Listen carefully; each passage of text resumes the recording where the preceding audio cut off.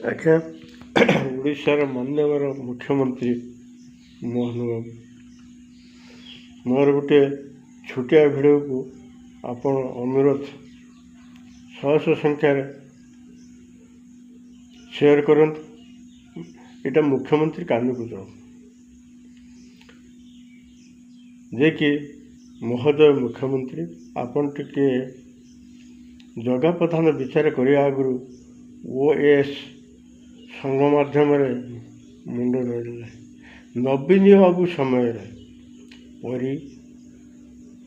ପରିଠୁ ଆରମ୍ଭ କରି କେତେ ତାଙ୍କ ମିନିଷ୍ଟର ମାରିଦେଲେ, ଡାଇରେକ୍ଟ ମୁଖ୍ୟମନ୍ତ୍ରୀ କେସ୍କୁ ଚାପିଦେଲେ।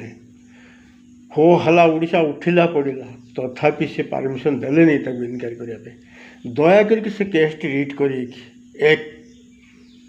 ଦ୍ୱିତୀୟ, ଯେଉଁ ଅଫିସରଙ୍କ ପାଖରେ ଆପଣ ବର୍ତ୍ତମାନ ଜଗା ପ୍ରଧାନ ବନ୍ଧା ହେଲା ତାଙ୍କ କଥାରେ, ଆଜ୍ଞା ସିଏ ଦଳୀୟ ମିଟିଂର ଯୋଗ ଦେଇଛନ୍ତି, ତାପରେ ଆକ୍ସନ୍ ନେବେ କି?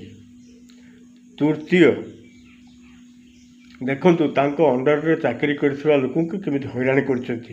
ସେ ସ୍ତ୍ରୀ ଲୋକ କହିଲେଣି ଶାରୀରିକ ମାନସିକ ନିର୍ଯାତନା ଅନ୍ୟାନ୍ୟ ସମସ୍ତେ କହିସାରିଲେଣି। ଆଜ୍ଞା ପୁଲିସ କମିଶନରଙ୍କୁ ଆପଣ ଅର୍ଡ଼ର ଦେବେ କି ସେ ବିଷୟରେ କେସ୍ କରିବା ପାଇଁ? ଜଣେ ନୁହେଁ, ଦୁଇଟା ତିନିଟା ମୁଁ ଫେସବୁକ୍ ଦେଖିଲିଣି, ସେମାନେ ବି କହିସାରିଲେଣି ତାକୁ କେମିତି ନିର୍ଯାତନା ଦିଆହେଇଛି। ତେଣୁ କମିଶନରେଟ୍ ପୁଲିସକୁ ଆପଣ ନିର୍ଦ୍ଦେଶ ଦିଅନ୍ତୁ ସେ କେସ୍ଟା ବି ରିଟ୍ ହେଉ।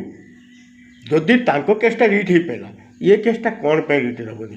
ଆଉ ବର୍ତ୍ତମାନ ହଜାର ହଜାର ସଂଖ୍ୟା ଲୋକ ଉଠିଲାଣି, ତାହା ନହେଲେ ଆପଣ ଏ ଯେଉଁ ଲୋକଙ୍କର ଦାବି ଏବେ ସମ୍ଭାଳିବେ ତ? ମୁଁ ଆଜ୍ଞା ଅଧିକା କିଛି କହୁନି, ଆପଣ ଟିକେ ଏତିକି ସହଜରେ ବିଚାର କରି ଆକ୍ସନ୍ଟି ନିଅନ୍ତୁ। ଦ୍ୱିତୀୟ, ବଡ଼ ବଡ଼ ଅଫିସର ଯେଉଁମାନେ ଅଛନ୍ତି ତାଙ୍କର ଦୁର୍ନୀତି ତ ପ୍ରାୟ ସବୁ କହିସାରିଲେଣି, ଆପଣ ସେ ବିଷୟର କ୍ରାଇମ୍ ବ୍ରାଞ୍ଚ ନେଇକି ତଦନ୍ତ କରିବେ କି?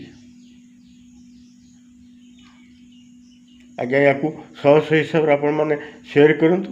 ଏଇଟା ମୁଖ୍ୟମନ୍ତ୍ରୀ କାନକୁ ଯାଉ ଏବଂ ଆମ ଓଡ଼ିଶାର ପ୍ରେସିଡେଣ୍ଟ ମନମୋହନ ସାମଲ କାନକୁ ଯାଆନ୍ତୁ। ସେମାନେ ଟିକେ ଏଟାକୁ ତୁରନ୍ତ ଇନକ୍ୱାରିଟା କରାନ୍ତୁ, ତାହେଲେ ଆପଣଙ୍କର ଜନସମର୍ଥନ ବଢ଼ିବ। ତାହା ନହେଲେ ସେ ବିଜେଡ଼ି ଛାୟା ତଳେ ରହିକି ଥିଲେ, ବର୍ତ୍ତମାନ ବିଜେଡ଼ି ଇଏ କରୁଛନ୍ତି। ତାଙ୍କ ତଳିଆ କର୍ମଚାରୀ ଷ୍ଟେଟମେଣ୍ଟ ଦେଇସାରିଲେଣି, ଆପଣ କ'ଣ ପାଇଁ କେସ୍ କରିବେନି? କମିଶନରେଟ୍ ପୁଲିସ ଆପଣ ଅର୍ଡ଼ର ଦିଅନ୍ତୁ।